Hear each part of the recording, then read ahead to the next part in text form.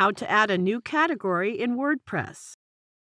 Categories are used to organize your blog posts. Different posts related to the same topic can be placed in one category.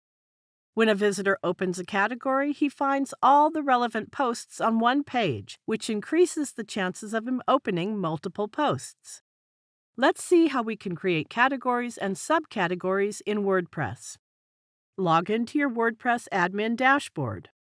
There's a menu on the left sidebar with different options.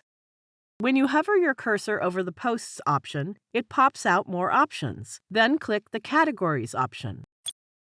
Now, give a name to your category.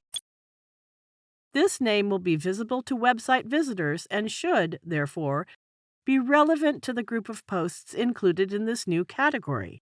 Next is the slug just below it. Slug is a user-friendly part of your permalink. It comes at the end of your page link. Here, PC means personal computer, which is the name of our new category. Next is the drop-down menu where we can select the parent category.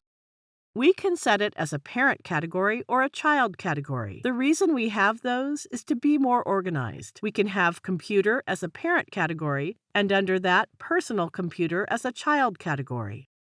If you haven't decided on the structure and hierarchy of the categories, you can leave it for now by setting the parent category as none and changing it later.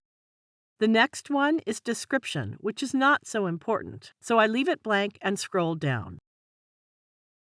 Now, let's click this Add New Category button. Notice here on the right when I click this button.